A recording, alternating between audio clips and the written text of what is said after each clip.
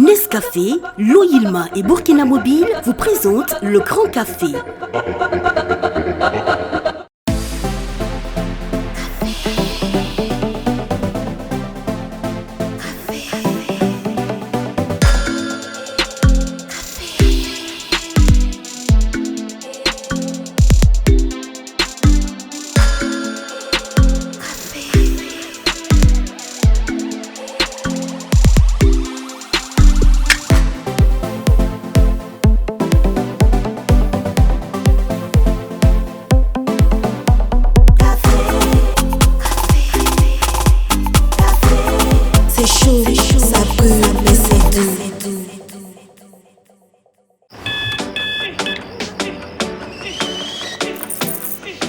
Vous n'attendez pas la vie.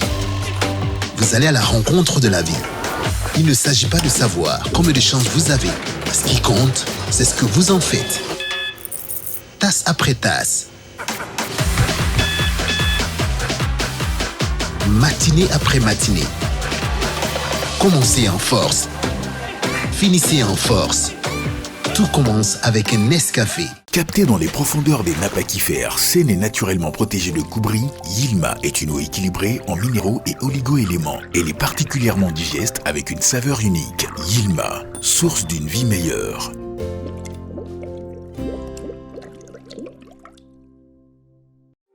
En 2021, au Burkina Faso, nous restons les numéros 1 de la vente d'électronique de dernière génération. Nous mettons à la disposition de notre clientèle de plus en plus exigeante à la technologie de pointe, des téléphones portables et accessoires intelligents, des tablettes et écrans à affichage Retina, des caméras motorisées de surveillance connectées, des ordinateurs du futur, des câbles, des connectiques, des disques durs, des téléviseurs Android, des caméras numériques professionnelles, des drones. Parce qu'on n'arrête pas le progrès, nous ne saurons vous compter le futur. Nous y sommes déjà. Burkina Mobile. Apatar Makantari. Burkina Mobile SRL. Communiquez en toute sécurité. La fibre d'Orange est à Ouaga pour vous offrir une connexion très haut débit, plus rapide, plus stable, plus fiable. Jusqu'au 10 juillet, souscrivez à la fibre d'Orange pour profiter de la box à 40 000 francs CFA seulement et bénéficier de l'installation plus 2 mois de connexion gratuit. Pour plus d'informations, rendez-vous sur www.orange.bf/business ou appelez le 333. Orange. Eh oui! Bienvenue au Grand Café. Ce café-là, j'ai une certitude. Il sera bon, il sera chaud, il sera brûlant. Mesdames et messieurs, appelons mon équipe au grand complet. Voici Hervé David en là, pour commencer. Eh oui, un Hervé en là en pleine forme aujourd'hui et je vous dirai pourquoi. Voici Salif Ackerman. Et lui aussi très en forme. Et surtout bien habillé. Voici Imhotep Bayala.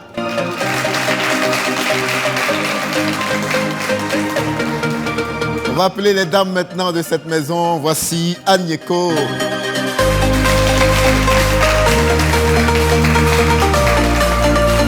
Et ça dépend de ses humeurs. Elle peut être douce, elle peut être câline, elle peut être percutante. Et des fois même, elle peut être agaçante. Voici Clémentine Midiou.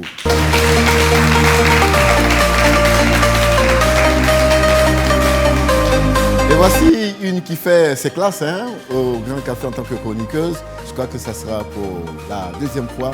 Je voudrais qu'on l'applaudisse très très fort. Voici Aude Cabré. Eh oui, tous installés. Mesdames et messieurs, voici Patrick Gagnon.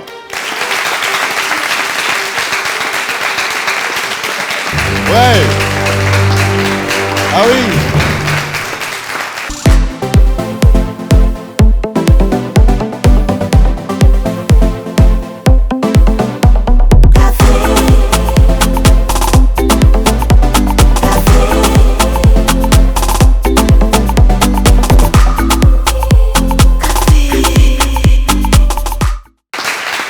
Ah oui. L'invité qui annonce déjà ses couleurs, mais pour tout dire, tout commence par un Nescafé, cher Ça, ami, à ta santé et bienvenue au Grand Café. Merci beaucoup. Alors, bon, c'est un invité qui vient avec des gants pour la première fois. Ça ne s'est jamais vu. Donc, il sait où il met les pieds. Ça, au moins, nous sommes rassurés. Il n'y a pas de coup au bas de la ceinture. On va respecter les règles. Et les règles sont les règles. C'est des questions, c'est des réponses. Mais avant, allons quand même savoir ce qui s'est passé sur la toile. Et comme mes chroniqueurs ont l'habitude de le faire maintenant toutes les semaines, c'est de voir qu'est-ce qui nous a marqué sur la toile. On va commencer avec Salif Akerman. Lui a presque une maison là-bas. Ouais, parce qu'il y habite. Et ça fait partie de son jeu favori. Allez voir ce qu'on dit, analyse, commente. Et lui aussi émet ses opinions. Et c'est ce qui est joli sur la toile. Mais attention, il ne faut pas tout prendre. Il faut sélectionner, il faut être sélect, et c'est ce que Salif a fait. Salif, bienvenue au Grand Café. Dis-nous, qu'est-ce qui t'a intéressé sur la toile? Merci, commandant. Ben, ce serait difficile de passer à côté de cette actualité-là, l'actualité qui a mis le feu aux réseaux sociaux, je vais dire toute la semaine passée, dont l'apothéose a été le samedi 15 mai. 15 mai. Avec le fameux, pour ne pas dire l'historique concert de Gandaogo, oui. Super Hamzy, qui pour la première fois, pour un artiste local, a pris d'assaut le Palais des Sports de Ouaga 2000. Ouais. C'est pas moins de 5000 places. Ouais. C'est peut-être 3 ou 4 fois la Maison du Peuple. Ouais. En termes de proportion, c'est pour que chacun puisse voir à quoi ça pourrait ressembler. Ça pourrait ressembler. Et il n'y a pas eu que Hamzy. Ouais. Hamzy a été vraiment celui qui a explosé. Ouais. Mais à côté, cette date est une date particulière parce que contrairement à ce que les gens pensent, quand il y a un spectacle, il faut que d'autres repoussent leur date pour que tout le monde puisse avoir un peu. Ouais. Ce jour-là, il y a eu X spectacles dans la ville. Ouais. Il y a eu Super Hamzy. Il y a eu la célébration des 20 ans de Maï Lengani. Il y a eu Soum le sapeur qui vendait de l'humour. Il y a eu à Bobo Fighty Baby qui a fait le plein du stade Obi à Bobo. Ça aussi, c'est un concert historique. C'est un exploit. C'est un exploit. Ouais. Ensuite, il y a eu Nation Children Voice qui a fait le plein aussi pour les enfants. Tout ça à la même date. À la même date. C'est vraiment quelque chose de très particulier qui démontre la vivacité de ce monde culturel-là, mais aussi de l'adhésion du public pour les artistes qui leur donnent du plaisir. Qui leur donnent du plaisir. Est-ce que ce n'est pas l'occasion aussi, Hervé, je m'adresse à Hervé, de dire que peu importe qu'il y ait plusieurs spectacles en même temps, pourvu que ce soit des spectacles de qualité, avec une bonne communication. Oui, des spectacles de qualité. Et moi, je salue beaucoup plus la cohésion culturelle que nous avons tous eue. Oui. Parce qu'on a toujours tendance à dire que les acteurs culturels ne sont pas organisés. Oui. Et les partenaires ne nous accompagnent presque jamais. On est toujours en train de se tirailler sur la toile en pensant qu'effectivement c'est un métier désuet. Ouais. Moi je pense que c'est quand même un message qu'on vient de lancer à l'endroit de l'ensemble des partenaires et des sponsors pour montrer que justement c'est une industrie culturelle, c'est une industrie musicale, c'est une industrie théâtrale, bref, c'est une industrie culturelle. Donc je pense que de plus en plus, s'il y a des éléments de ce genre, même l'État va essayer un temps soit peu de voir que nos artistes sont véritablement des véritables entreprises. Oui, et ils drainent du monde. Et ils drainent du monde. Midi ou Clémentine, votre choix, ça a été lequel, ce 15-là? Ce 15-là, j'ai été au concert de Hamzy, qui s'est d'ailleurs très bien passé. C'était vraiment spectaculaire. Je pense qu'il fallait y être pour comprendre à quel point cet artiste-là est aimé de la population. En tout cas, nous avons dansé. Moi, j'ai bien dansé comme Zota. Hein. Ouais. Je me suis fait plaisir. Le public a presque chanté pour l'artiste. Oui. Ouais, pratiquement toutes ces chansons ont été reprises par le public. Et je pense que ça a félicité vraiment. Aude était où? J'étais au concert de Hamzy. Oui. C'était un spectacle. Ouais. Voilà, c'était le mot. Parce que c'était la première fois qu'un concert plein n'était fait que par des artistes nationaux. Ouais. Et je pense que c'est surtout ça le message que beaucoup ont retenu. Et Hamzy, c'était une star. Les gens se déchiraient sa tenue quand il l'a balancé dans le public. Ouais. C'était waouh. Et Imhotep était où? Oui, je ne pouvais pas manquer au rendez-vous du Palais Omnisport de Ouaga 2000. Ouais. Et donc, moi, je ne suis pas trop concert, mais là, j'ai senti que la nation nous convoquait tous.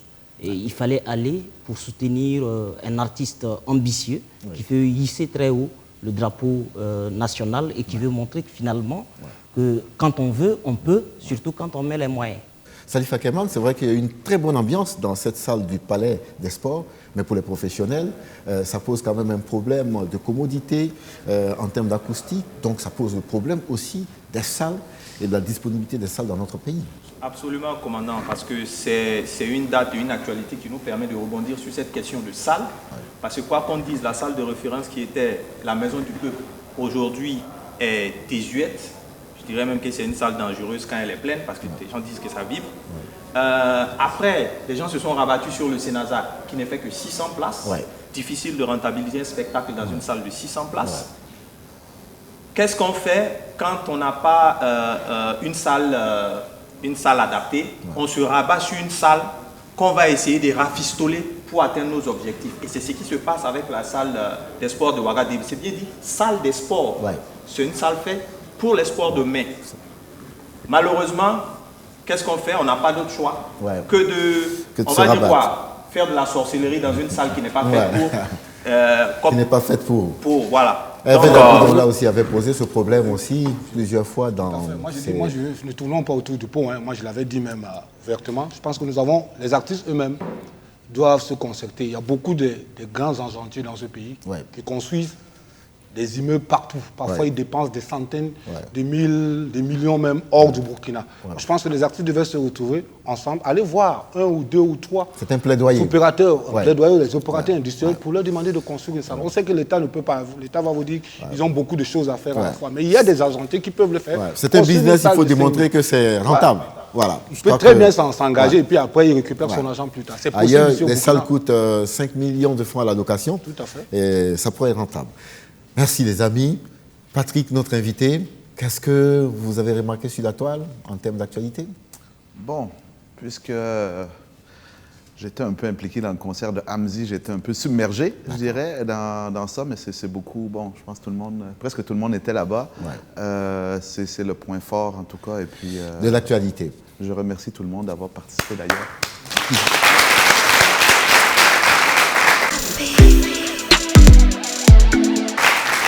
Et maintenant, Patrick, bienvenue. Merci. On va parler de vous parce que c'est vous qui êtes notre invité d'aujourd'hui. Vous vous appelez Patrick Gagnon. Vous êtes né à Montréal. C'est ça.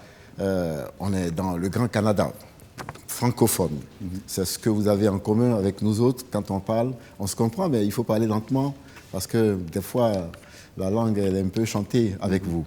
Mais vous avez fini par prendre l'accent du Burkina et on commence à vous comprendre encore mieux.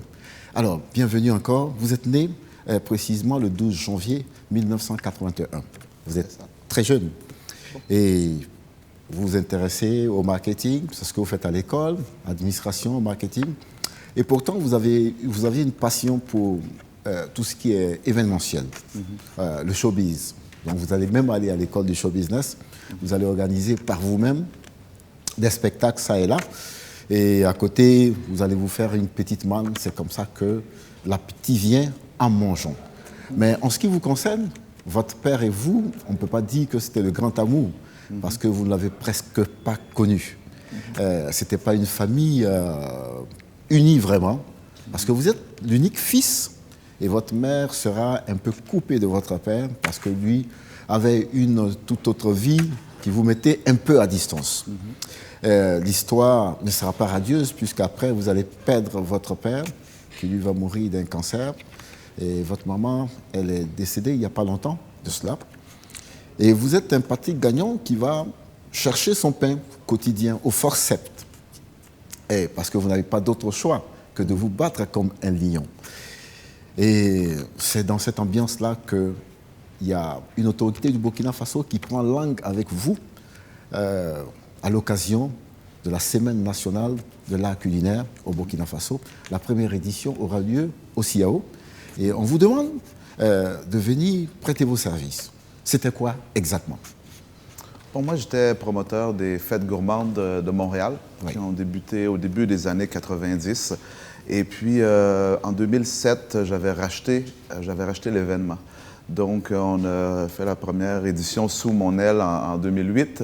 Et puis, on s'est retrouvés en 2010-2011, justement, l'ancienne ministre de la Promotion de la Femme m'avait contacté au travers d'un organisme qui vient en aide, un organisme canadien qui vient en aide aux entreprises ici au Burkina. D'accord. Donc, pour lancer cet événement-là, elle avait participé, puisqu'elle avait fait ses études au Canada, si je ne me trompe pas, elle avait participé à cet événement-là, elle voulait recréer un peu la même chose ici. Une sorte de réplique ici au Burkina. Exactement, tout à fait. D'accord. Donc, bon, moi, j'ai trouvé ça... au début, j'y croyais pas trop, j'étais un peu sceptique. Sceptique, oui. Si on peut dire ça comme ça. J'avais jamais mis les pieds au Burkina, j'avais jamais mis les pieds en Afrique. Oui. Mais bon, j'ai dit, regarde, pourquoi pas. Et puis, je suis débarqué un samedi soir à 3 h du matin avec Royal Air Maroc. Et puis, c'est commencé comme ça. Et ça a commencé comme ça, les choses se sont passées dans de très bonnes conditions.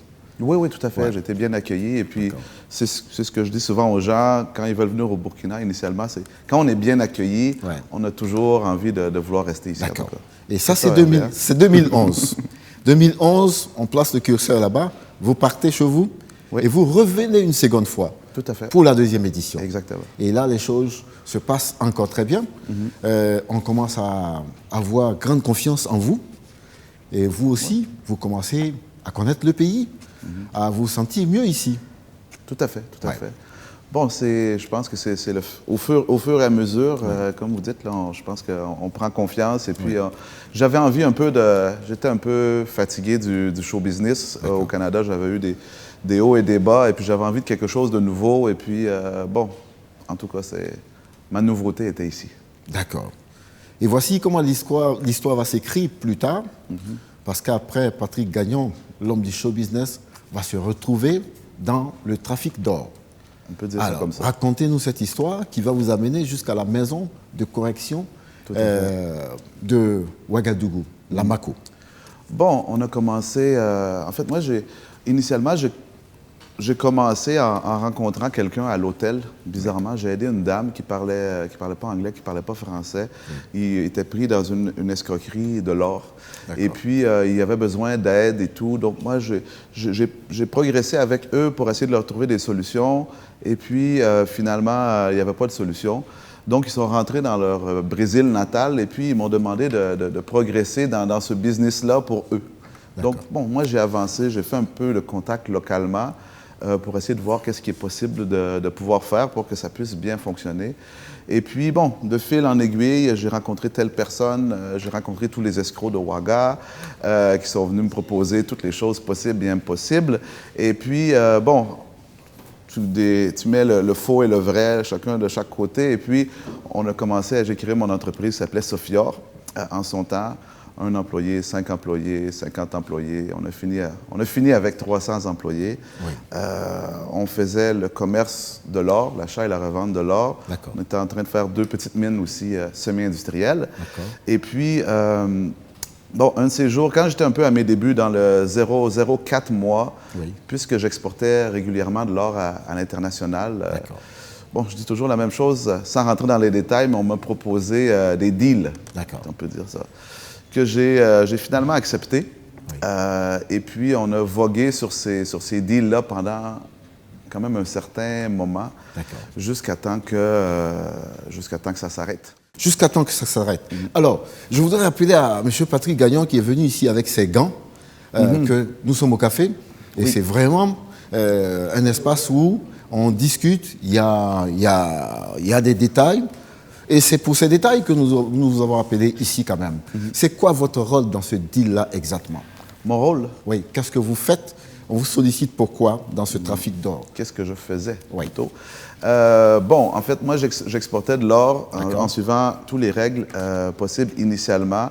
Mais bon, les lois ont changé. Vous exploitez l'or légalement?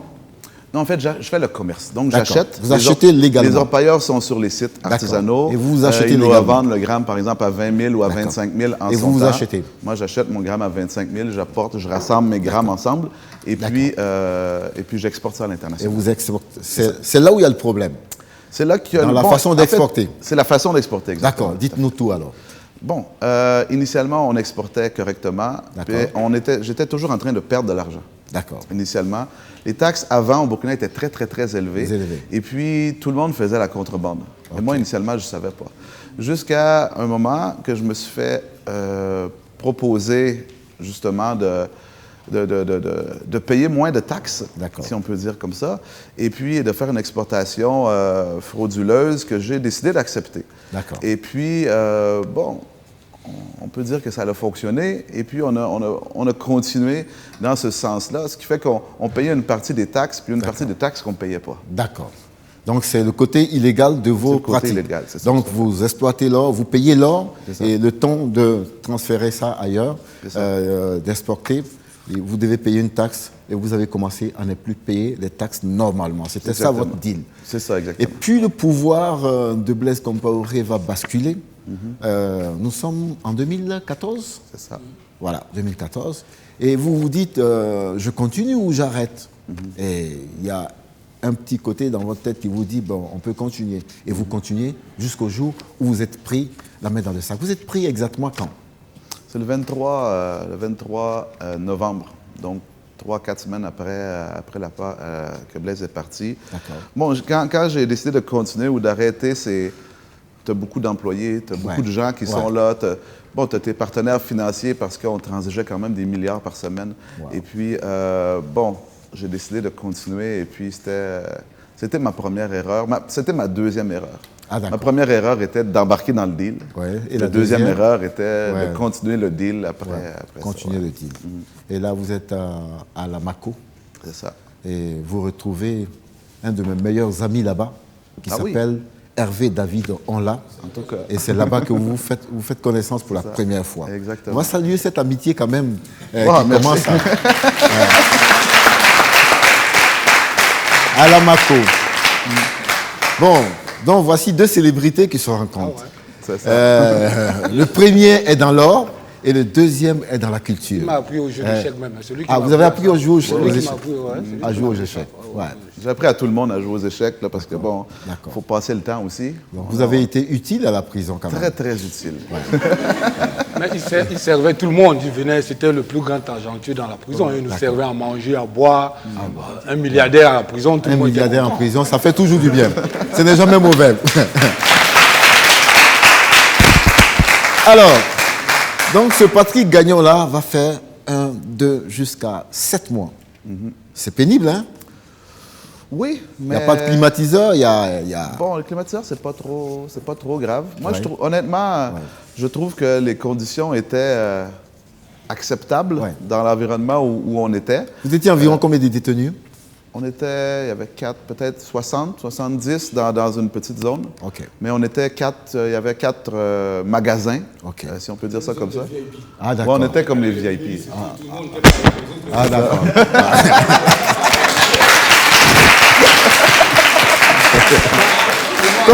Et moi, à cette époque-là, quand je leur avais dit que c'est quand ils m'ont rencontré, je dis non, je suis là juste parce que j'ai des points avec mon bailleur. Personne ne m'a cru. Je pensais qu'on m'a mis là-bas à la prison pour chercher justement à enquêter. En fait, tu étais un infiltré. Tout le monde ne croyait pas. Et après, il fallait que je tourne, je cherche pour voir qui on s'est rencontrés. Personne ne pouvait imaginer que je pourrais être là-bas. Et on m'a mis dans la cellule des big boss. D'accord. Comme quoi, même un journaliste en prison, il fait toujours son métier. Alors, c'est 7 mois pour vous. Et Hervé, combien de mois pour vous? Hervé, combien de mois pour vous? 6 mois. Donc, Hervé sort un peu plus tôt. Moi, je suis sorti un peu plus tôt. Un peu plus tôt. Je suis sorti, après je suis revenu. Ah, t'es revenu? Je suis sorti. On m'a dit non, quand j'ai fait 3 mois, on m'a appelé partout, mais il faut le faire sortir, qu'est-ce qu'il fait là? Donc je suis sorti, après 1 mois, on m'a dit non, tu as 6 mois, on va te donner tes 6 mois. Et puis on m'a ramené, moi aussi, je me suis démarré ma moto, je suis rentré moi-même à la prison. D'accord. Et Patrick va sortir, mais dans quelles conditions Patrick va sortir de prison? Tout à fait. Quel a été le deal? Bon, en fait, moi, je voulais... on était 3 personnes, premièrement. Je n'étais pas seul. Donc, quand la situation s'est passée, il y avait 2 Européens, un Italien et un Belge qui venaient chercher l'or à l'aéroport. D'accord. Donc, une semaine, on avait des Burkinabés qui voyageaient. Une autre semaine, on avait des Européens. Et puis, c'est eux qui se sont fait arrêter initialement. Et puis, moi, j'ai été bon, on pourrait dire les aider, mais bon, voir qu'est-ce qu'on peut faire avec cette situation-là. Et puis, donc, eux sont sortis avant moi. Eux sont sortis. Le premier, a eu 2 ans avec sursis. Donc, après 1 mois et demi, comme ça, lui est sorti avec son sursis. Il est rentré en Italie. L'autre a eu 2 ans ferme, tout comme moi, d'ailleurs. Et puis, lui fait appel. Et puis, il est sorti peut-être 3 mois après. 3 mois après. Tu l'as connu, hein, je pense, lui? Ouais. D'accord, je me souviens même plus. Et Patrick? Mais bon, ceci dit, c'est ce qui s'est passé. Puis moi, j'ai fait 7 mois parce que, bon, ça prenait aussi un bouc émissaire dans cette histoire-là, je crois. Et puis, les conditions étaient assez simples parce que le code de la douane prévoit qu'on peut faire une transaction lorsqu'il y a une faute douanière. Que ce soit le riz, que ce soit l'or, que ce soit n'importe quelle chose. Mais le problème avec moi, c'est qu'initialement, quand la situation s'est passée, cette entente-là avait été proposée initialement. Mais si on se remet en circonstance vers le fin novembre, début décembre, il n'y avait pas de gouvernement encore. Et puis le slogan était « Plus rien sera comme avant » et tout. Donc, il n'y a même pas de proposition qui m'a été faite. Et puis, on m'a envoyé là-bas carrément. Donc, de la façon dont je suis sorti de la façon que j'aurais dû pas rentrer, en faisant une entente douanière et qui est de payer un montant qui était... bon, moi, j'ai remis l'or, en fait, au complet, qui valait 1,5 milliard. Donc, on a payé 1,5 milliard. Donc, j'ai remis ça. Et puis, j'ai ajouté 100 millions avec mon reçu de la douane et tout que j'ai payé. Donc, 1,6 milliard que j'ai payé. Ça, c'était feu milliardaire. D'accord. Et voici comment vous sortez de prison. Oui. Et quand on sort dans ces conditions, on se dit, soit on prend ses valises, on rentre au pays, ou on essaie de voir qu'est-ce qui peut se passer à l'horizon. Et c'est le choix que vous avez fait. Bon, en fait, je suis rentré au pays quand même, mais c'était plus pour aller montrer à ma famille que j'avais toujours mes 2 jambes et puis mes 2 bras parce que la situation était beaucoup médiatisée. Quand même au Burkina, en Italie, en Belgique, en France, puis au Canada, j'ai fait la première page de tous les journaux au Canada. Donc pour eux, bon, c'était... je pense que c'est plus difficile, bon Hervé, pour pouvoir le dire, c'est plus difficile pour ta famille que pour toi-même. Parce que toi, tu sais comment que tu vis, tu sais comment ça se passe, mais quand tu es à l'extérieur, les gens se font plein d'histoires. Donc j'ai été un peu les rassurer. J'ai perdu au moins 35 kilos, 30-35 kilos. Et puis, bon, je suis revenu. Pour moi, en fait, mon histoire n'était pas terminée. D'accord. Donc, je suis là pour continuer mon histoire. Et puis voilà. Et puis, tu as continué à faire tes affaires, toujours dans l'or. En fait, nous, on avait des bureaux en Côte d'Ivoire, puis on avait des bureaux au Burkina. Donc, puisqu'au Burkina, bon, les choses étaient... c'était pas possible, en fait, de travailler légalement. Impossible. Tout le monde qui travaille dans l'or, qui font de l'exportation, le font illégalement. Donc, le faisait illégalement. Donc, moi, j'étais en Côte d'Ivoire où, en Côte d'Ivoire, il n'y a aucune taxe d'exportation. Donc, c'est 0 taxe. Au Burkina, c'était un peu plus de 500 000 par kilo. Au Burkina, en Côte d'Ivoire, c'était 0. Donc, on a créé un comptoir en Côte d'Ivoire. On a repris le travail Bilfou là-bas. Bilfou. Et Patrick Gagnon, qu'on voit maintenant un peu sur les médias, c'est plus l'homme du show business que le grand public découvre. Et c'est ceux qui savent chercher, qui comprennent bien que tu étais dans une toute autre activité, tu reviens à tes anciens amours, donc le show business, tout ce qui est événementiel. C'est de tout ça qu'on va parler ici avec mes chroniqueurs. C'était juste pour donner une idée à tous ceux qui regardent et qui t'écoutent depuis un certain temps sur les réseaux sociaux, sur les médias. On a fini même par t'appeler le beau national. C'est ça. Parce que tu as pris femme au Burkina. Et tu es père de combien d'enfants? 4. 4 enfants. 4 enfants, oui. C'est là que je sors les gants ou je peux toujours les rester? Avec ou sans gants, ça va le faire. Première question, ça vient toujours de ma gauche. Et c'est Midiou Clémentine qui va la poser. D'accord. Ce 15 mai, nous avons tous assisté au succès du concert du Super Amzi. Et juste après le concert, on remarque que votre communication tourne beaucoup plus autour de ce concert-là. Vous dites, pour comprendre les stratégies du succès du Super Amzi, rendez-vous à la conférence. Tout à fait. Pourtant, à ce qu'on sache, la réussite vraiment de ce concert a été vraiment une affaire nationale. Le fait de vous approprier ce mérite-là, est-ce que ce n'est pas un peu prétentieux? Non, je ne m'approprie pas le mérite du tout. Je faisais partie de l'équipe seulement. Ah oui, Et mais puis, vous appropriez pratiquement ça. Moi, je fais partie de l'équipe. Voilà, donc vous c'est voulez le normal. vendre, vous vendez cette image-là. Tout à fait. En fait, on a une conférence qui a eu lieu. Oui. Et puis, bon, vous savez, le show business, c'est du business. OK? Puis quand on a commencé à vouloir... quand l'équipe d'Amzi m'a approché, on a mis une stratégie en place pour pouvoir rassembler les membres du show business ensemble, pour pouvoir rassembler le public sous un thème qu'on a mis ensemble et tout. Et puis, peu importe le business que tu vas décider de choisir, tu as besoin d'avoir une stratégie de mise en place et de marketing.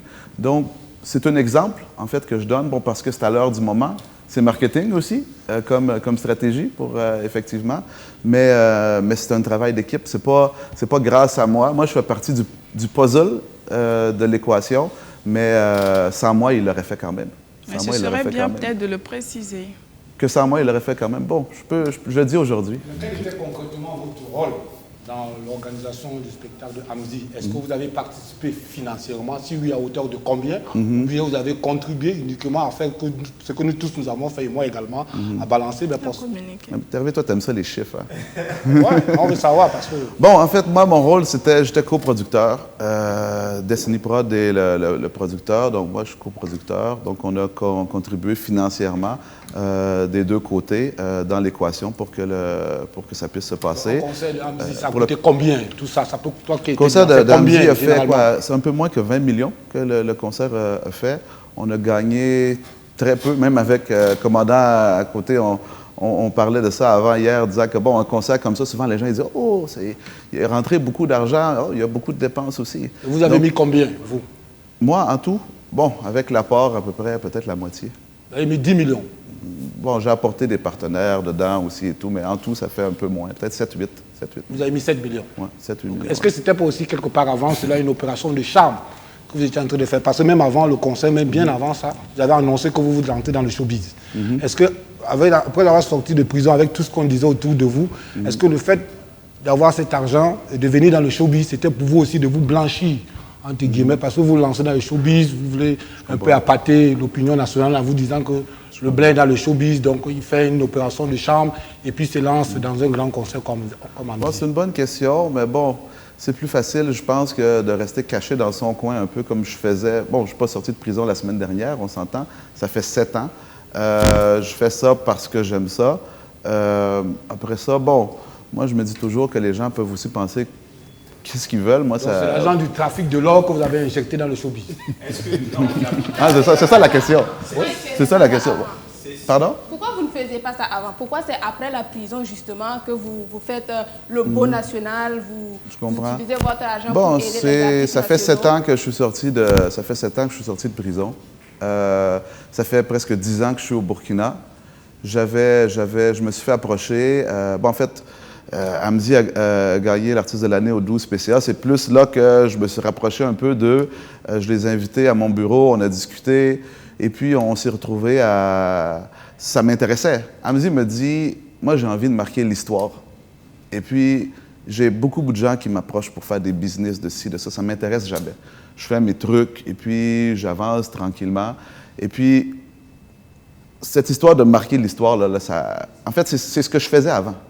C'est ce que je faisais avant. Pendant 10 ans de temps, j'essayais de changer un peu la vie des gens et tout, avec les concepts que je mettais en place et tout. Et puis, j'ai dit, bon, si aujourd'hui, on peut faire ça ensemble, je vais être fier de pouvoir l'avoir fait. Patrick, est-ce que tu as fait ça pour gagner de l'argent?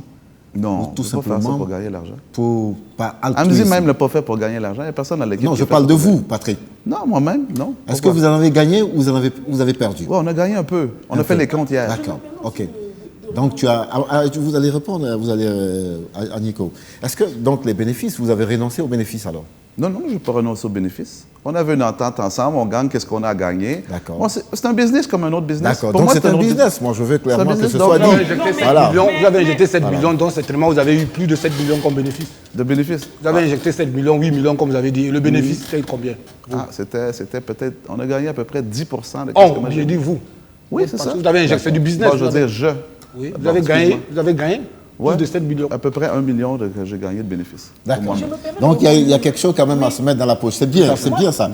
Nico. Moi je pense que ça c'est personnellement, c'est la partie, on va dire, visible de l'iceberg que vous nous montrez. Mais en fait, ce que nous, on cherche à comprendre, derrière toute cette organisation, cette médiatisation de votre personne, puisqu'au début, vous avez dit, vous avez été dans le show business, vous avez bifurqué, vous avez été dans l'or, et maintenant, vous vous remettez dans le show business. Quelles sont réellement vos intentions derrière? Mon intention, initialement, c'était vraiment de créer un grand événement. C'est beaucoup avec cet événement-là que je suis devenu un peu plus sur la toile, honnêtement. J'ai décidé de faire une conférence pour les jeunes entrepreneurs parce que ça fait déjà plusieurs années que je fais un séminaire qui s'appelle Africa Gold Insider, qui invite les investisseurs étrangers à venir investir dans le pays. Et puis, je me faisais toujours carrément harceler par la jeunesse de pouvoir, faut faire quelque chose pour nous, accessible à nous, blablabla et tout. Donc, si je veux vendre mes billets aussi, je dois avoir une certaine... Bon, je vais dire encore, c'est marketing. Donc, j'ai décidé de mettre ça en place. Et puis, encore là, pour ma conférence, c'est financièrement parlant, c'est l'objectif pour une première édition, c'est de pouvoir faire, en anglais, on dit break-even, c'est de pouvoir faire zéro, de ne pas perdre. Si on gagne, tant mieux. Mais si on fait zéro, on est content. Salif. Bon, moi, ce qui me laisse un peu perplexe, c'est que vous êtes un homme de showbiz, vous arrivez au Burkina. J'étais un homme de showbiz, oui. Oui, quand vous veniez du Canada, oui, tout à fait. C'était beaucoup plus ça. Après, vous découvrez une opportunité de se faire de l'argent dans l'or, vous le faites, mais quand vous avez un peu d'argent, vous ne pensez pas immédiatement à votre métier de cœur, ou en tout cas le métier dans lequel vous êtes, on va dire, le plus à l'aise. Vous n'investissez pas là-dedans.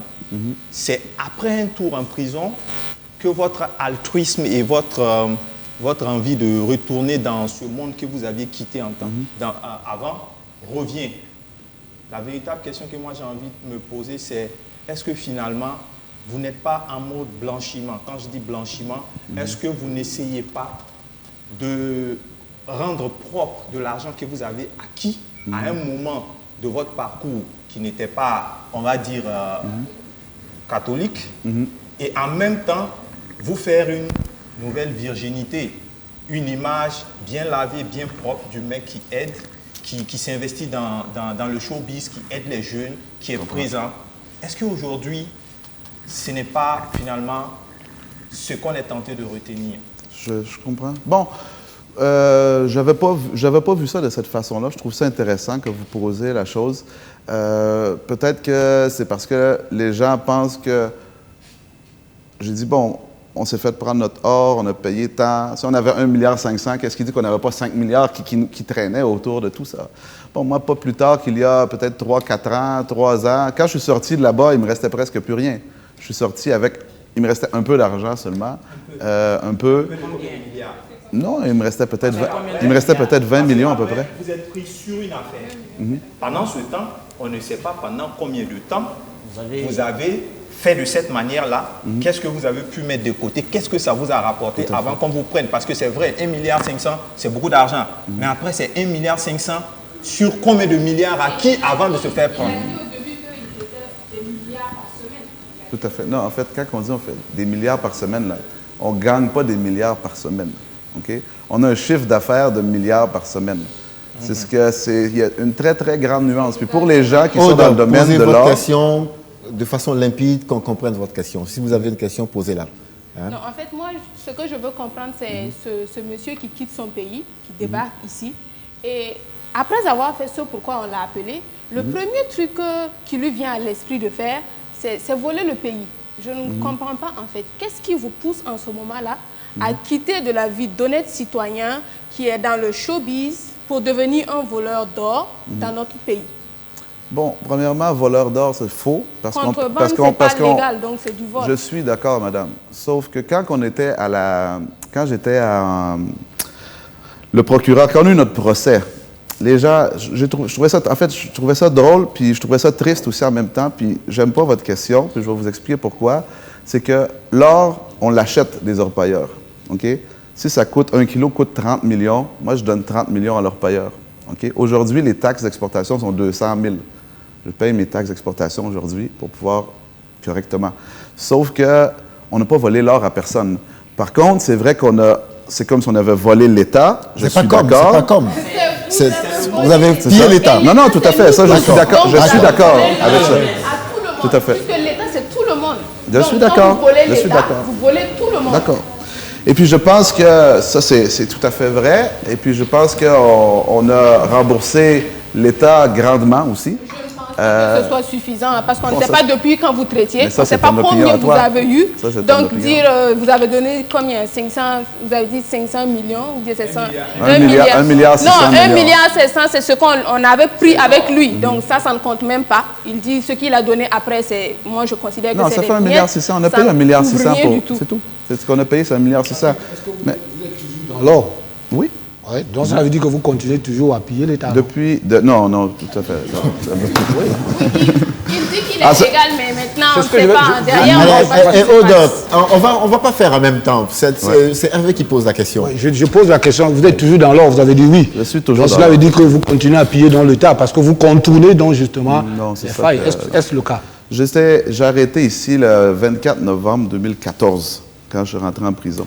Je suis sorti le 23 juin. On dit qu'on se souvient toujours de la date qu'on rentre et de la date qu'on sort. Je suis sorti le 23 juin 2015. À partir de début 2016, j'habitais toujours ici, mais on a commencé à exporter l'or en Côte d'Ivoire parce qu'en Côte d'Ivoire, il n'y a pas de taxe à l'exportation. Il y a 0 taxe. Donc, j'ai fait ça en 2016, 2017, 2018. On était les plus grands exportateurs d'or légal de la Côte d'Ivoire. En 2018, j'ai arrêté mon travail parce que j'étais fatigué de prendre des risques par rapport à ma vie personnelle. Parce que quand on fait ce métier-là, on se promène avec beaucoup d'argent cash toujours. Et puis, je remercie Dieu un peu de m'avoir mis en prison parce que si ce n'était pas la prison qui m'avait arrêté à ce moment-là, parce qu'on était rendu tellement gros que ça aurait été la mort certainement qui m'aurait arrêté parce que se promener avec de l'argent comme ça, c'est pas bien en fait. La question de Midiou et ensuite celle de Imhotep. Je veux pas finir. Je pense qu'au sortir de toute cette expérience-là, si l'on veut vous accorder le bénéfice du doute et qu'on se dit M. Gagnon est un homme honnête et aujourd'hui, avec votre nouvelle société, on suppose que c'est pas une nouvelle société, je travaille pour une société. Voilà, vous travaillez pour une société, mais je suppose que vous donnez à l'État ce qui lui revient. Tout à fait. En d'autres termes, est-ce que vous payez... Laissez-moi, est-ce que vous payez l'impôt avec cette société-là? Tout à fait. Tout à fait. Et on peut, si on veut retracer, après l'émission, vous n'avez rien à craindre. Aucun problème avec ça. Voilà, d'accord. Mais ce n'est pas ma société en passant. Moi, je travaille pour une société. Laquelle, si on peut savoir? Bon, je ne suis pas là pour... On peut citer le nom après, il n'y a pas de problème. Mais si c'est légal... Je travaille pour une société, je sais pas... Vous savez, dans le domaine de l'or, c'est la discrétion, honnêtement, puis c'est pour la sécurité de ma femme, mes enfants et tout. D'accord. Je ne vais pas dire où mon bureau est. Si vous voulez acheter de l'or, vous pouvez venir chez nous, je vous invite tous, je n'ai aucun problème. D'accord. Mais je ne vais pas faire ça ici. Voici une belle excuse, hein. C'est pas... Imhotep Bayala. C'est pas bon. D'interroger les valeurs de l'homme. D'accord.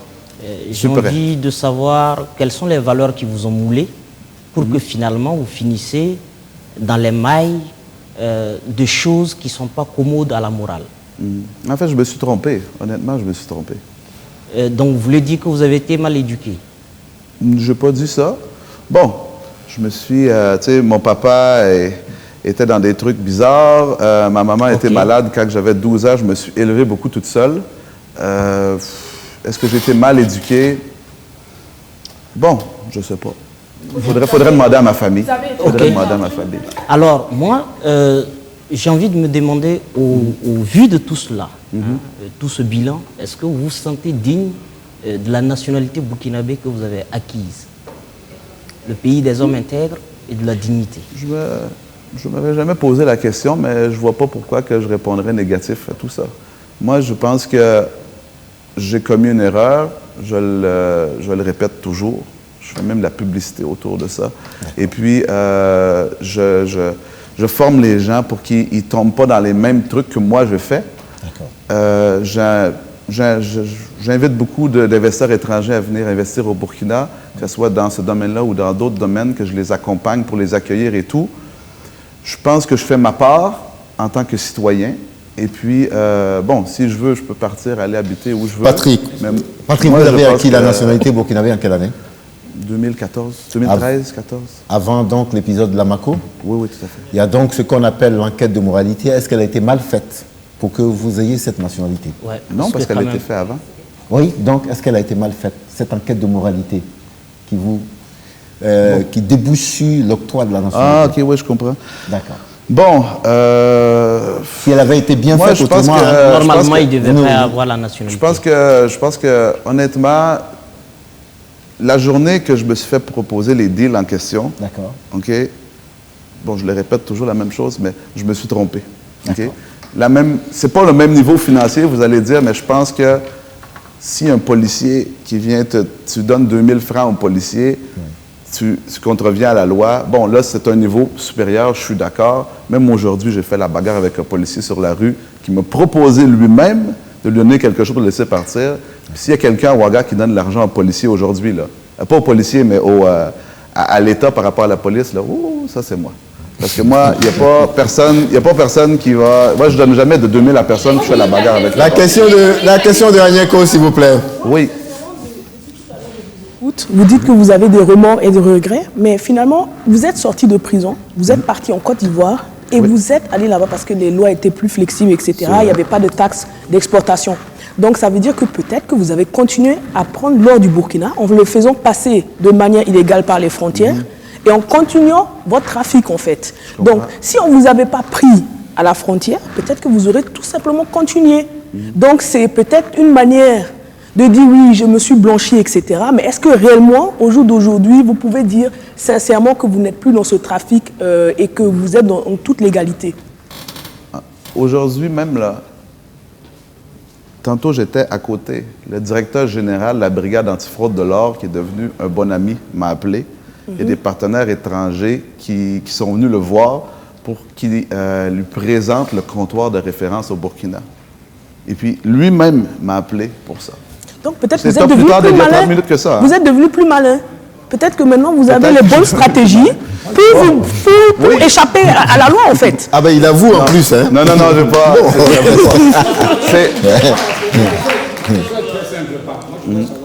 Avec beaucoup de recul maintenant, est-ce que au temps du gouvernement de Blaise, si le gouvernement de Blaise continuait toujours, allais-tu perdurer dans ce système-là ou bien c'est le gouvernement de Roch qui t'a sauvé? Qui m'a sauvé la vie. Sauvé la vie. Si j'avais continué comme j'étais avant, c'est sûr que je serais mort aujourd'hui. Donc tu as été protégé dans le gouvernement de Blaise? Non. Tu étais protégé? Bon, pas vraiment. Non, en fait, c'est pas... Parce que le trafic se passait normalement, tu étais protégé. Donc le gouvernement de Roch t'a quand même sauvé? Non. Tout s'est passé entre les deux, mais moi, je cherche pas à... Je demande jamais de l'aide à personne pour rien, premièrement, par rapport à ça. Et puis, de toute façon, par rapport au commerce de l'or, présentement, vous pouvez faire vos recherches si vous voulez. Vous pouvez aller voir qui vous voulez. Je vous invite même à venir avec moi. Mais c'est sûr qu'on est la référence au Burkina sans aucun doute par rapport à ça. Donc, bon, vous pouvez douter de moi. Moi, je suis d'accord que vous doutez. Moi, je n'ai pas de problème avec ça. Venez avec moi, je vous invite, venez avec moi. On va faire le tour ensemble. Et puis, c'est normal que vous posez des questions et puis que vous me les posez. Puis que le public soit... Oui, mais en fait, moi, ce que je veux pouvoir faire, c'est que quand j'organise mon séminaire, là, entre autres, j'essaye de... Les gens, ils ne comprennent pas comment ça fonctionne. Les gens, ils ne comprennent pas le fond, de comment on achète l'or, tout ça. Non, au-delà des deals, comment le truc fonctionne en tant que tel jusqu'à l'exportation légale, mais tout le côté illégal aussi, là, je sais comment ça fonctionne, honnêtement. Parce que tous les Burkinabés, tous les opérateurs burkinabés font ça présentement. Aujourd'hui, l'année dernière, il y a eu 200 kilos d'or exportés légalement du Burkina. Puis sur ces 200 kilos d'or-là, en 2020, on ne travaillait pas trop. On a fait plus que la moitié, nous-mêmes, qui avons fait Hervé, ça. on l'a, et puis on va quitter cette histoire d'or pour basculer peut-être avec le Patrick Gagnon, l'homme du show business. Moi, je suis resté sur ma fin par rapport à ma dernière question sur le blanchiment et puis la nouvelle virginité. J'ai pas eu, vous avez été interrompu, j'ai pas eu de réponse. D'accord. Mais je continue. Moi, quand je vous écoute, votre flegme me laisse tout perplexe. Parce que j'ai l'impression d'avoir devant moi quelqu'un qui dit « J'ai fait une faute, j'ai payé, c'est rien de grave ».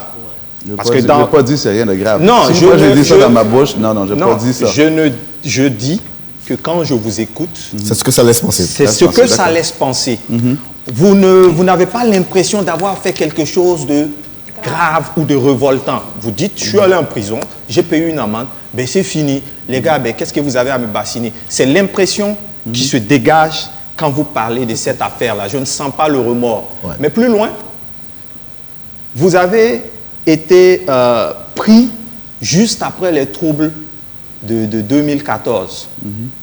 Ce qui laisse penser que jusque-là, peut-être que vous avez été protégé, soit par des relations que vous avez dans le régime, soit par des gens qui étaient dans le système. Sinon, le timing ne laisse pas indifférent. Parce que dès que le régime bascule, vous êtes pris. Après, est-ce que vous êtes pris parce que vous êtes un blanc? Ou bien, il y a eu un règlement de compte? Parce que comme vous le dites, vous n'êtes pas seul. Vous n'étiez pas le seul à faire ça. Vous aviez dit même... émissaire. Voilà. Est-ce que vous étiez un bouc émissaire ou des collègues qui sont dans ce travail-là ont essayé de régler des comptes? Parce que vous-même, vous le dites, tout le monde le faisait. J'ai même envie de vous conseiller à la brigade qui gère de recherche ou de fraude de l'or pour que vous soyez consultant. Ouais, je comprends. Bon, vous voyez, il y a à peu près 2 mois et demi, 3 mois, il y a un Burkinabé de Bobo qui s'est fait prendre avec 61 kilos d'or en train de l'exporter illégalement. Il n'y a personne qui a parlé de tout ça. C'est un truc, si tu compares la valeur de l'or d'aujourd'hui avec il y a 2014, ça vaut presque 35% de plus que présentement. Et puis on n'a pas parlé. Bon, est-ce que, histoire de blanc, tout ça, bon, moi, j'aime pas ça dire, bon, lui est blanc, lui est pas blanc. Moi, je considère tout le monde là, de la même façon. Donc, je pense que... je pense qu'il y a une faute qui était importante. Et puis, effectivement, le régime est parti. Et puis, je pense qu'ils ont corrigé plein de choses depuis, que ce soit dans ce domaine-là que dans d'autres domaines. Puis bon, moi, j'ai été un peu le premier qui a été interpellé par rapport à tout ça. Puis quand on a terminé, je pense en 2016, il y a une commission parlementaire pour faire la réforme de tout ce qui est petites mines et tout ça. Puis moi, j'ai participé à tous les trucs qui s'est passé parce que, bon, moi, j'étais dedans. J'ai eu un problème. C'est difficile pour les gens qui font l'exportation illégale d'aller parler, d'aller voir le ministre aujourd'hui, s'asseoir puis dire « Ah, moi, je veux faire telle chose » quand lui-même, assis dans son siège, est en train de le faire. Moi, je suis la seule personne qui est assise, qui dit qu'il ne le fait plus. Pour boucler ça, est-ce que Patrick, quand on regarde tout ce que vous faites en ce moment avec les jeunes, dans l'entrepreneuriat et même dans le milieu culturel, est-ce que c'est une façon pour vous de payer vos fautes? Non, je vois pas ça comme ça, honnêtement. Je vois pas ça comme ça. Je fais le domaine culturel, je le fais par plaisir, parce que j'avais envie de le faire. Avez-vous le sentiment d'avoir payé par rapport à tout ce que vous avez fait? Bon, moi, je pense que j'ai fait 7 mois de prison, j'ai payé ma dette, j'ai payé financièrement, j'ai payé de ma vie aussi en étant là-bas. Oui. Et puis, je pense que c'est important aussi de pouvoir donner la chance dans la société aux gens qui sortent de la MACO, de pouvoir se refaire aussi une vie après. Puis bon, il y a un organisme qui s'appelle SOS Pénitencier qui s'occupe justement de faire ça, que j'ai invité à participer à ma conférence. Je pense pas que... C'est normal que vous me posiez ces questions-là, hein, mais de toujours taper sur la personne, parce que, bon, moi, je suis un peu plus public, mais les autres, quand ils sont dans les quartiers et tout, ils se font taper. Moi, lui, il était à la MACO, faut se cacher de lui. Oh, lui, c'est un escroc, lui. Bon, je pense que les gens ont fait des erreurs, et puis après ça, ce qui est important, c'est d'apprendre de nos erreurs, et puis de ne pas les commettre 2 fois. Donc, si on me retrouve à la MACO la semaine prochaine parce que j'ai fait l'exportation d'or illégale, en tout cas, vous allez avoir tous raison, mais je peux vous garantir que ça ne va pas arriver. Par contre, quand on est dans les affaires, il faut aussi savoir que, bon, des fois, moi, je trouve que... J'ai un ami, en commun avec Hervé d'ailleurs, qui m'a dit, Patrick, quand tu es dans les affaires puis tu brasses beaucoup d'argent, tu as toujours un pied en prison et un pied de l'autre côté. Mais s'il y a quelqu'un qui fait attention, en date d'aujourd'hui, à qu'est-ce qu'il fait et à quel mot qu'il utilise et à quelle chose, en tout cas, il n'y a pas quelqu'un plus que moi qui fait attention. Et puis, ça me coupe beaucoup de business. Vous êtes beaucoup prudent maintenant? Oui, beaucoup. Loyal et vous respectez les règles. M'as-tu vu quand même, hein?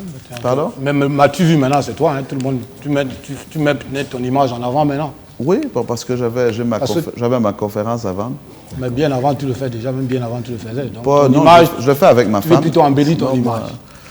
Si ça l'embellit mon image, est-ce que... Oui, Peut-être, mais ce n'était pas l'objectif, honnêtement. C'est pas l'objectif. Salif Akeman avait une question sur le show business. C'est plus facile de me rester caché dans mon coin, Hervé, honnêtement, que de se mettre devant tout le monde. Puis, peut-être que vous aimez la lumière. Et si vous aimez la lumière, vous voulez qu'on la projette sur vous. Mais bon, je ne cherche pas ça à tout prix. Après, ça n'a rien de péjoratif pour quelqu'un qui vient du show business. Showbiz is bling bling, quelque part. Oui, après, bon, nous, on est plus derrière. Tu comprends? Habituellement, on est plus derrière. D'accord, mais vous, on vous sent de plus en plus impliqué dans le milieu du show business. J'ai même entendu quelque part que vous disiez que vous allez révolutionner ce milieu-là. Ah bon? T'as entendu ça où? Ou c'est toi qui... Non, mais je l'ai entendu quelque part. Bon, c'est peut-être quelqu'un qui a dit ça que... Bon, parce que... Oui, c'est pas forcément vrai. C'est pas forcément moi. Vous allez me confirmer si c'est vrai ou pas. Maintenant, la question c'est... Qu'est-ce que vous pensez que vous avez apporté à ce milieu-là, que ce milieu-là n'a pas déjà? Bon, moi, mon objectif, initialement, c'était de rentrer... c'était le concert de Hamzy, honnêtement. Et puis, j'ai absolument aucun projet en date d'aujourd'hui. J'ai aucun autre projet relié au show business. Je me fais proposer des dizaines, si ce n'est pas des centaines de projets. J'ai dit à tout le monde, il faut me contacter après le concert de Hamzy, mais je n'ai pas l'intention. On a travaillé pendant 3 mois, 4 mois avec le concert de Hamzy. On a gagné un peu pour payer le carburant seulement. Et puis, on aurait pu gagner plus. Bon, malheureusement, on a gagné un peu. C'est correct. Sur ce concert, quelle a été votre touche spéciale? Bon, ma touche spéciale, c'était... Bon, il y avait un côté financier, c'est vrai. Après ça, il y avait, bon, je donne un exemple, la scène centrale, bon, ça, c'était mon idée, tu comprends? Mais bon, c'est pas, lui, il y a plus d'idées ou il y a moins d'idées, là, c'est un travail d'équipe ensemble.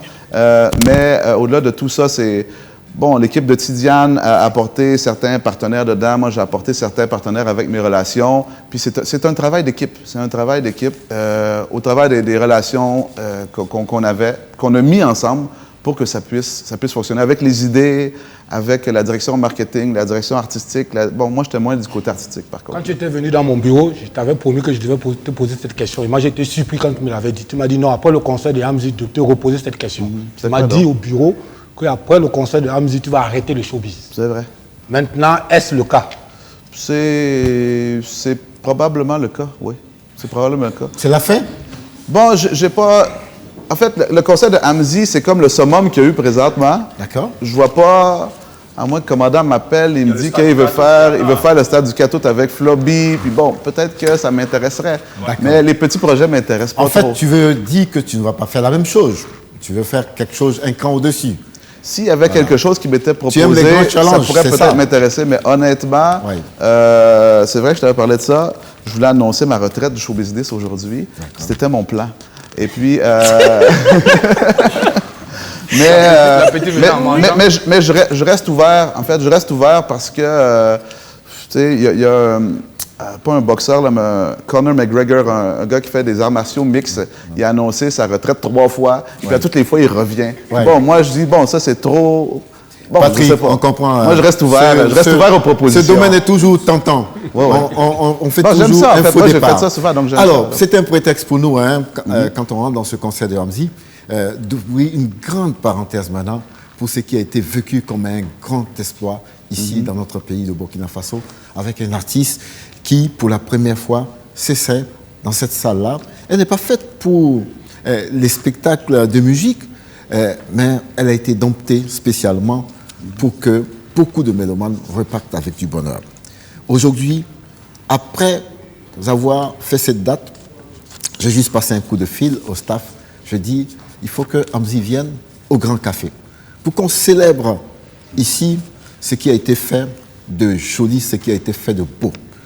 Mais à ses côtés aussi, pendant qu'il lui faisait le Palais des Sports, il y a un autre garçon du côté de la ville de Sia qui est en train d'écrire une belle histoire. Et pour ne m'arrêter que sur ces deux-là seulement, ça a été un fait marquant. On a voulu ouvrir donc cette grande parenthèse pour recevoir ces deux artistes. Je voudrais demander la complicité de la régie avec M. Alain Courciol pour quand même un fond sonore qui va les accompagner.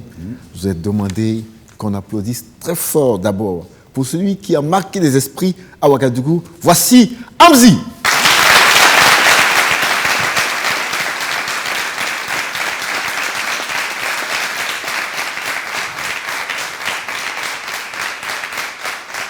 Et celui qui a fait plus de 300 km pour nous rejoindre pour qu'on parle ensemble de ce qu'il a fait de plus joli à Bobo Dioulasso, Fight Baby.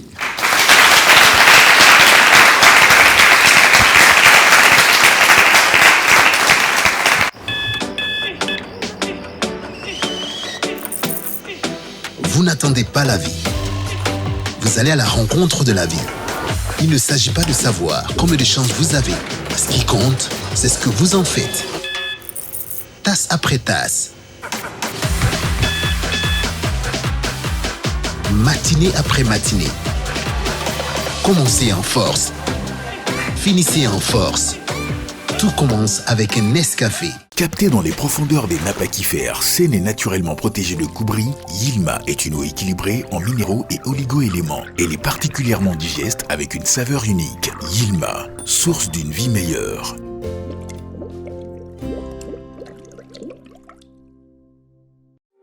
En 2021, au Burkina Faso, nous restons les numéros 1 de la vente d'électronique de dernière génération. Nous mettons à la disposition de notre clientèle de plus en plus exigeante à la technologie de pointe des téléphones portables et accessoires intelligents, des tablettes et écrans à affichage Retina, des caméras motorisées de surveillance connectée, des ordinateurs du futur, des câbles, des connectiques, des disques durs, des téléviseurs Android, des caméras numériques professionnelles, des drones. Parce qu'on n'arrête pas le progrès, nous ne saurons vous compter le futur. Nous y sommes déjà. Burkina Mobile. Apatar Makantari. Burkina Mobile SRL. Communiquez en toute sécurité. La fibre d'Orange est à Ouaga pour vous offrir une connexion très haut débit, plus rapide, plus stable, plus fiable. Jusqu'au 10 juillet, souscrivez à la fibre d'Orange pour profiter de la box à 40 000 francs CFA seulement et bénéficier de l'installation plus 2 mois de connexion gratuit. Pour plus d'informations, rendez-vous sur www.orange.bf/business ou appelez le 333. Orange. Bienvenue les amis, bienvenue Amzi, Merci. Bienvenue David. Merci. Comment va? Ouais, je vais très bien. D'accord. Amzi, alors ici, tu étais au Grand Café et on t'avait posé la question de savoir est-ce que le cœur bat la chamade, est-ce qu'on était serein, ainsi de suite, tu nous as dit oui. Mais sincèrement, ce jour-là, quand Daouda Sané a pris le micro pour égrener ton nom, et quand tu as été projeté dans cette scène-là, qu'est-ce qui s'est passé au fond de toi? Sincèrement, je suis sorti et j'étais comme aveugle, je ne voyais plus rien. Je voyais des lumières et je voyais juste de l'éclairage, la lumière. Et je pense que quand c'est de la lumière, c'est un bon signe. Et je me sentais quand même fort. Ouais. Quand même. Et ça a commencé par quelle chanson? Majesphobie. D'accord, maman, regarde ton fils. Yeah. Alors là, je parlais à ta mère, là. Elle te voyait ce jour-là, dans cette salle-là. Ton fils qui a commencé tout petit. Ta première scène pour la première fois, c'était où? Ma première scène pour la première fois, c'était au Rimdogo. Ouais. Et là, en ce moment, est-ce qu'on ne demande même pas pardon pour jouer, quoi? Ouais. Vraiment. Ouais. On se fait tout petit parce que personne ne vous connaît au bataillon. Vous venez pour la première fois, il n'y a que les gens du quartier qui vous connaissent. Et puis on dit, voilà, c'est Amzi, on veut faire une chanson. Et là, on l'a fait. Et quand on part de cette première fois à celle du 15 mai, on se dit quoi? Qu'est-ce qui s'est passé sur le chemin? On se dit tout simplement, ça y est, on a fait du chemin. Ouais. On a fait du chemin. Mais il y a encore du chemin. Sincèrement, cher ami, quand tu es rentré chez toi ce soir-là, tu as dormi à quelle heure? J'ai dormi à 5 heures. Déjà, je me suis rentré à 5 heures, donc j'ai dormi vers 6 heures comme ça. Waouh. Est-ce que tu as bien dormi? Non, pas vraiment. Parce que les images défilaient. Oui, les images défilaient. J'étais vraiment content. Ouais. J'étais très, très fier de moi.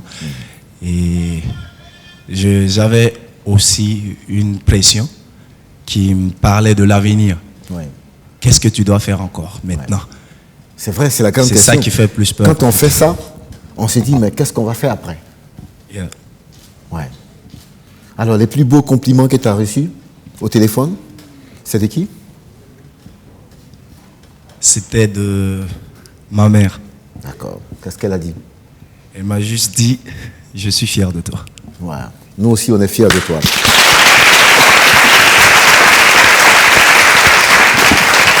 Et ce jour-là, le public aussi, tu leur dois un petit cachet quand même, parce qu'on a l'impression que tu n'as pas chanté seul.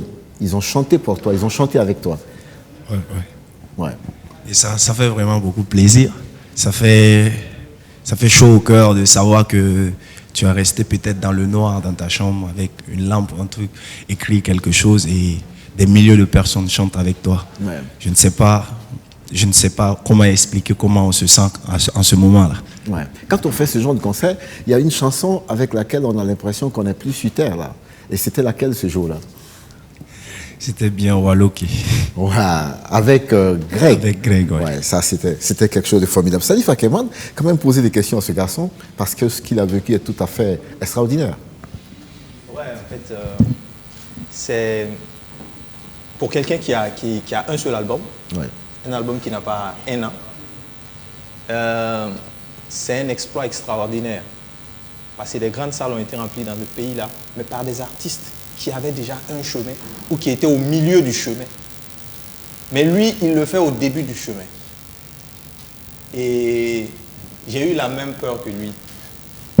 Qu'est-ce que je vais faire après pour rester sur ce nuage-là? Parce que c'est ça le grand défi. Et moi, je pense qu'il est bien entouré. Une prod qui voit loin et qui n'a pas hésité à associer plein de personnes à ce concert-là. Pour moi, ce n'est même pas une question, c'est des félicitations, mais c'est une invite à garder la tête froide, parce que ceci, pour ma part, n'est qu'une victoire d'étape. Ouais, une victoire d'étape. Yeah. Chapeau. Hervé, on l'a. Oui, moi j'étais au spectacle, tout studieux, j'observais. Moi, ce qui m'a beaucoup plus intéressé et que j'observais avec beaucoup de rigueur, c'était son rendu. Pour moi, j'ai même fait un post là-dessus, avec toute cette pléiade d'acteurs du showbiz autour de Hamzy, même si c'était un autre artiste. C'est vrai que Hamzy, c'est l'artiste de l'année, moi je ne le dis pas, mais avec la volonté de tous les acteurs du showbiz, pour moi, la salle pleine, ça ne me surprend pas. Ce qui m'intéressait, c'était beaucoup plus le rendu de son spectacle, d'où ma question. Est-ce que son spectacle, le premier du genre, bien fait, en live, est-ce que lui, au jour d'aujourd'hui, est-ce qu'il a ressenti qu'il a bien rendu son spectacle avec ses musiciens? Oui, donne-nous ta copie, hein, si c'était toi qui devais corriger cette copie-là sur 20. Je me donnerai 15 sur 20. 15 sur 20, c'est une belle note, cher ami. Alors, tu as compris la question de Hervé Onla? Oui, j'ai compris bien. Je pense que c'était pas vraiment parfait. Ouais. Il y a encore des trucs à revoir, mais il y a satisfaction. Ouais, on peut saluer aussi ton orchestre, hein. Les musiciens, ils étaient vraiment à la hauteur, ils nous ont envoyé du son. Agniko. Merci. Moi, personnellement, la chanson que je préfère chez toi, c'est Bienvenue à Ouaga. Vraiment, c'est une chanson que je trouve qui illustre parfaitement le paysage ouagalais. Et je vois même les enfants de 5 ans, j'ai mon fils de 5 ans qui chante vraiment toutes tes chansons. Moi, ce que j'aimerais savoir, c'est où est-ce que tu puisses ton inspiration? Est-ce que tu as dans ta famille aussi des musiciens? Comment est-ce que tu fais pour être aussi mélodieux et aussi proche en fait, de la réalité dans tes textes? Franchement dit, c'est une question que je ne sais pas vraiment répondre. Je ne sais pas vraiment d'où est-ce que l'inspiration vient. Ça arrive comme ça, souvent. Je le vais, mais spécialement Bienvenue à Ouaga. Je me suis vraiment inspiré de Ouaga. C'est venu un soir où j'étais assis, c'était autour de 22h, et je voyais un taxi-moto passer avec un bruit. Et en même temps, il y avait des enfants qui faisaient des wheelings. Et quelqu'un a dit, ah, c'est tout ça Ouaga, hein. C'est de là que l'inspiration vient. L'inspiration des grands artistes. Ça se chope aussi à la virgule près, à la seconde près, par une image. Et quelqu'un a fait un échange avec moi. J'ai trouvé cet échange pertinent. Est-ce que le maire de Ouagadougou vous a approché pour cette chanson? Parce que ça pourrait être l'hymne de la ville de Ouagadougou. Moi, sincèrement, c'est une sorte de plaidoyer que je fais au niveau de la mairie. Appeler ce garçon et puis ayez un accord avec lui. Parce que c'est beau cette façon de chanter Ouagadougou, cette façon de vendre Ouagadougou, cette façon d'amener Ouagadougou sur le marché du tourisme. Et j'espère qu'on va t'appeler et tu viendras partager ici les dividendes. Monsieur le maire, vous attendez? Alors. Oui, moi je lui tire un parfait chapeau, mais ce qui m'a davantage beaucoup plus touché, c'est le sens de l'humilité qui amène à se dire que je ne tombe pas de nulle part, le rap a commencé, il y a des dévanciers, et là on voyait un grand hommage rendu à ces gens-là, mais en plus ils ont travaillé à ce qu'ils soient présents, et il les fait monter sur scène. Comment on gagne toutes ces idées? D'où vient l'idée à un moment donné de se dire, écoute, c'est vrai, j'ai le vent en poupe, mais quand même, j'ai le devoir de dire merci aux aînés et surtout de les avoir à côté. Comment tout cela arrive? Déjà, personnellement, je ne pense pas que c'est de l'humilité. Je pense que c'est un devoir. Celui qui veut avancer doit penser à ça. Okay. Parce que c'est ces gens qui t'aident et qui t'empêchent de rentrer en bourse. Parce qu'ils ont vu ce que tu n'as pas encore vu et pourraient t'éviter de faire les mêmes erreurs qu'eux. Et je pense que c'est juste être malin de les associer à ça. Et je ne réfléchis pas tout seul, j'ai tout un staff et je pense que c'est tout ça, ça vient de l'équipe que j'ai. Ça vient de l'équipe. Et alors, on sait qu'il y a eu un petit clash entre toi et Smarty. Et pendant la communication, sur cet événement-là, vous avez, comme on appelle, fumé le calumet de la paix et vous avez passé l'éponge. Est-ce que tout ça était dans l'idée de la communication pour soigner ton image ou c'était une vraie paix? Moi, je pense que pour moi, c'était une vraie paix. D'accord. Parce que personnellement, je me sentais mal de voir quelqu'un qui t'a aidé un jour et aujourd'hui c'est devenu comme ça et je me sentais mal personnellement. Je veux qu'on applaudisse ce garçon. Parce que Amzi dit quelque chose qui est joli. Ce qu'ils ont vu, tu ne l'as pas encore vu. Et c'est vrai sur tous les plans. Parce que quand vous prenez Smarty, les premiers à faire une grosse salle au Burkina Faso, c'est Yélène.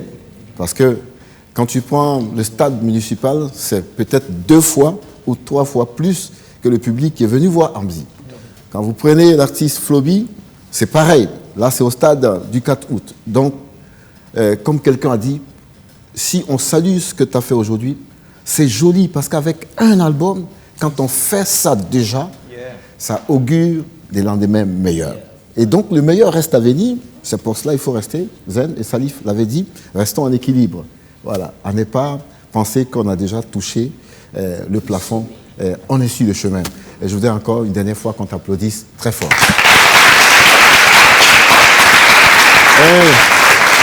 Bien sûr, avec Montréal, on va voir des coupures. Déjà, dans l'arrière-fond là, on voit ce qui est là est magnifique. Tout le monde a parlé de toi, tous les médias ont parlé de toi. Au-delà même du Burkina, on a vu des médias internationaux qui ont parlé de toi. Et ça, c'est tout le mal qu'on te souhaite, cher ami. Alors, à ta gauche, à ma gauche, on a quelqu'un qui est aussi un ami, un frère à toi. Et moi, j'étais curieux. On m'a parlé d'un certain Fighty Baby à Bobo Dioulasso. Je vais faire ma recherche sur YouTube. Je tombe sur un featuring. Alors là, j'ai admiré. J'ai kiffé, comme on dit dans votre jargon. Et pour moi, quand on dit Bobo Dioulasso, c'est Barak la voix d'or. Et lui, je ne le connaissais pas. Et j'ai appris à le connaître en l'espace d'une semaine. Et j'avoue que c'est une grande découverte pour moi. Les amis, je voudrais qu'on applaudisse à tout rompre ce monsieur venu de Bobo. Cher ami, bienvenue au Grand Café. Merci, merci. Voilà. À l'état civil, comment on vous appelle?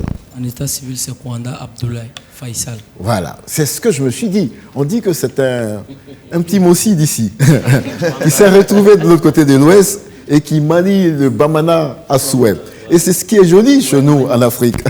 On peut être de Tinkodogo et se retrouver à Réau. Voilà, et on se comprend. C'est un défi que tu t'es lancé avec ton équipe. Sincèrement, quand j'ai vu l'annonce, je me dis, mais il vient d'où cet inconnu? Il est un peu fou quand même. Et je vois à partir de 20h, Il y a un poste du comité d'organisation, il y a quelqu'un, je ne sais pas si c'est Diakité qui a mis, nous, on a fini notre mise en scène.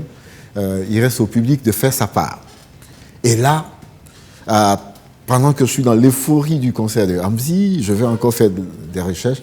Je vois le public est là. Je dis, mais c'est des magiciens des bobolettes. Je veux qu'on applaudisse Bobo Dioulasso encore. Ouais. Alors, cher ami, c'était ton défi. Dis-moi les choses correctement. Quand on est dans les coulisses et le manager vient vous dire que c'est maintenant que tu dois monter sur scène pour chanter, est-ce que la question qu'on pose, en Djoula, on dit quoi? Morobé. Morobé. Ouais. On dit est-ce que Djama Bora? Djama Bora, voilà, c'est ça. T'as posé la question. Ouais. Et puis le gars, il te dit quoi? Il m'a juste dit félicitations, mon frère. Wow. Félicitations. Tu as fait vraiment du boulot. Waouh! Avant d'avoir chanté d'ailleurs, avant de voir le public. Et ça commence par quelle chanson quand tu sors? C'est Naba. Naba. Petite Naba. D'accord. Voilà. Ah, le Naba. Ben, moi je sais que vous, on est tous curieux. C'est notre un Naba. petit acapella de Naba, on va entendre ça un peu. Ambe vigetola ayawoto, anga kobe gengsa ayawoto, ube onde fle uyayawoto, kuga kouga uyayawoto, nayo, raperu vega naba iya. Nayo, raperu vega naba iya. Ah ouais, c'est le Naba de tous les rappeurs. Ah ouais. Cher ami, si tu continues à lancer ce défi, on va faire un ring. Ouagadougou, Bobo Dioulasso, et on va rentrer dans les clashs et nous on aime ça. Ouais, les rappeurs, ils ont cet égo trip là qui va dans la provocation, mais elle est saine. Voilà, c'est pour que chacun démontre de quoi il est capable. Alors, et tu l'as fait, et les compliments sont venus de partout. Est-ce que le défi à venir, c'est quand même pas Ouagadougou? Est-ce que vous avez pensé à ça? Non, c'est pas venu de Ouagadougou. Non, est-ce que le prochain défi, ça serait pas Ouagadougou? Oui, c'est parce qu'on est là, on veut faire tournée nationale. D'accord. Voilà, donc je suis en train de causer avec mon staff. D'accord. Voilà, on veut faire un concert à Ouaga ici. D'accord. Voilà. Je voudrais qu'on applaudisse quelqu'un qui va venir ici prendre le micro. Il s'appelle Monsieur Diakité.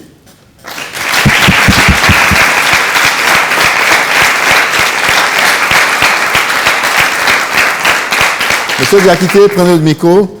Bonjour, bienvenue au Grand Café. Bonjour. Oui, vous restez là. Okay. Alors, Monsieur Diakité est producteur. Ok, oui. Agent d'artiste. Et ouais. Votre label de production s'appelle comment? Le label de production, c'est DDK Prod. D'accord. Moi, je vous ai connu au travers de 2 éditions du Mardi d'Or. Ouais. Et à chaque fois, vous venez rafler les prix et vous partez à Bobo Dioulasso. Effectivement. Alors, quels sont les artistes de votre écurie?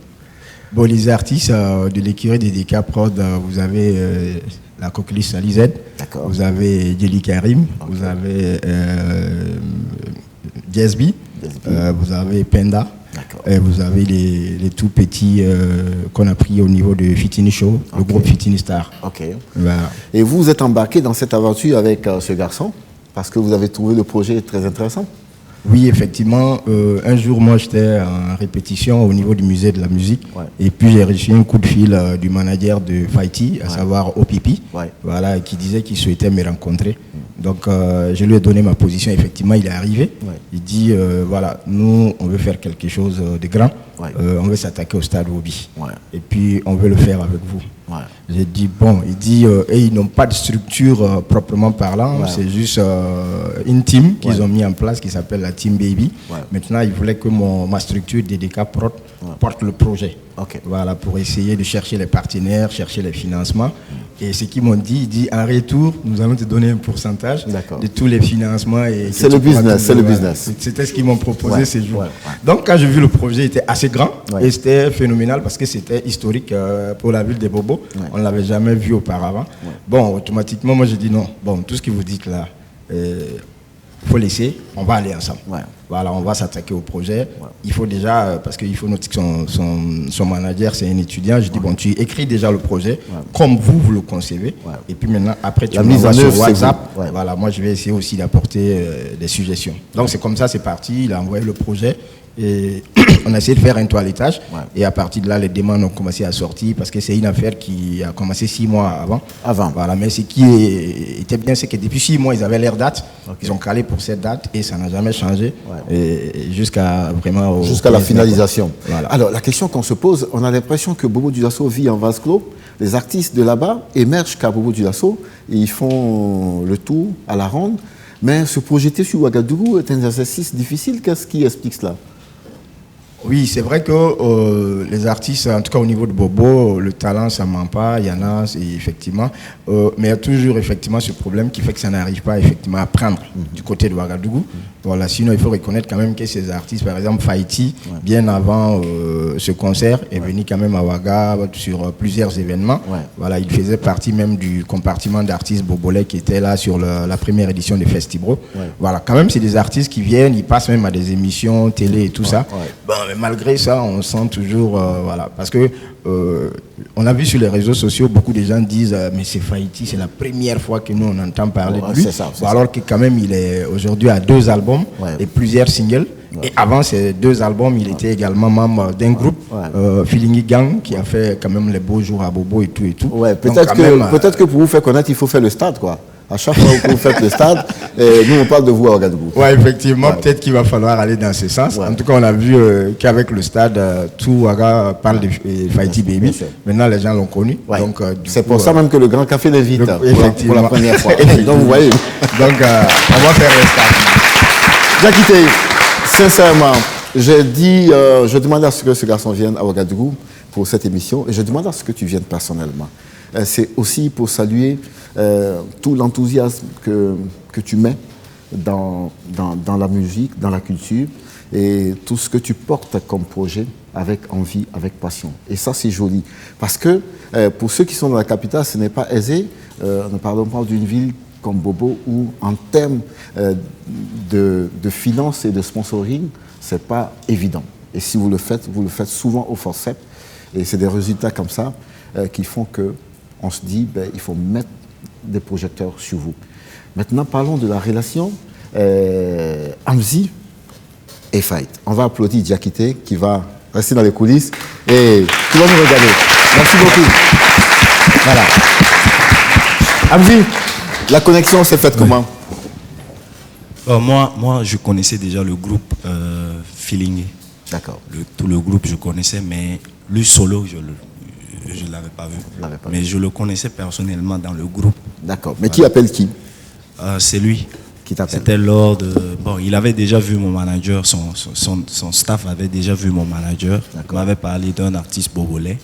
Mais je vais être sincère, je n'avais pas vraiment pris ça comme un truc. Maintenant, quand j'arrive à Bobo, je le vois sur scène. J'ai dit, mais attends, c'est lui? Et puis ils ont dit oui. J'ai dit non. Donc on va le faire. On va le faire. Parce que c'est comme ça. Hein. Au début, quand on vous contacte, c'est vous qui êtes célèbre d'abord. Voilà, c'est genre, il y a un peu de réserve, quoi. Je ne sais pas qui c'est. Et puis après, vous arrivez, il est devant le public, vous dites ouais, on va le faire. Donc c'est comme ça. Cher ami, Amzi, pourquoi c'est Amzi que tu choisis? Oui, j'ai choisi Amzi parce que j'ai vu à Ouaga, ici, partout dans le Burkina. Il a fait Bienvenue à Ouaga. J'ai beaucoup aimé Wallogue aussi avec Grec. J'ai beaucoup aimé. Il cartonne partout. J'ai dit pourquoi pas, on va collaborer ensemble parce que c'est très très important. Il peut me faire connaître à Ouaga ici. Moi aussi, je veux faire connaître à Bobo ici. Donc c'est ça, on a causé. Et puis c'est joli ce que vous avez fait. Comme ça. Mais vous avez tellement eu de ce pays-là, tellement d'apports financiers. Je pense que pour vous rattraper, cette conférence-là aurait pu être gratuite pour tous ces jeunes-là qui, selon vous, s'identifient à votre personne, s'identifient à votre parcours. Donc moi, je pense que la moindre des choses aurait été que cette conférence-là soit gratuite. J'aurais appris qu'au jour d'aujourd'hui, votre fortune s'estime à 1 milliard de francs CFA, ou même plus. Ça, c'est un gros mensonge. Mensonge? C'est plus que 1 milliard alors? Vérité ou mensonge? Je dis mensonge. Ok. Je dis mensonge? Oui.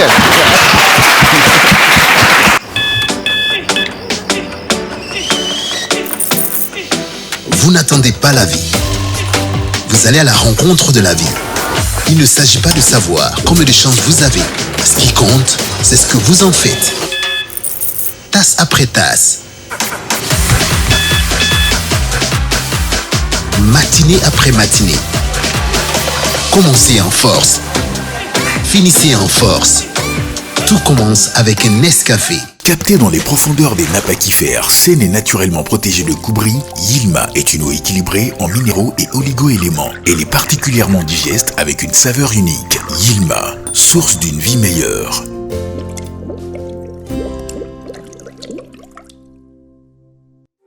En 2021, au Burkina Faso, nous restons les numéros 1 de la vente d'électronique de dernière génération. Nous mettons à la disposition de notre clientèle de plus en plus exigeante à la technologie de pointe des téléphones portables et accessoires intelligents, des tablettes et écrans à affichage Retina, des caméras motorisées de surveillance connectées, des ordinateurs du futur, des câbles, des connectiques, des disques durs, des téléviseurs Android, des caméras numériques professionnelles, des drones. Parce qu'on n'arrête pas le progrès, nous ne saurons vous compter le futur. Nous y sommes déjà. Burkina Mobile. Apatar Makantari. Burkina Mobile SRL. Communiquer en toute sécurité. La fibre d'Orange est à Ouaga pour vous offrir une connexion très haut débit, plus rapide, plus stable, plus fiable. Jusqu'au 10 juillet, souscrivez à la fibre d'Orange pour profiter de la box à 40 000 francs CFA seulement et bénéficier de l'installation plus 2 mois de connexion gratuit. Pour plus d'informations, rendez-vous sur www.orange.bf/business ou appelez le 333. Orange.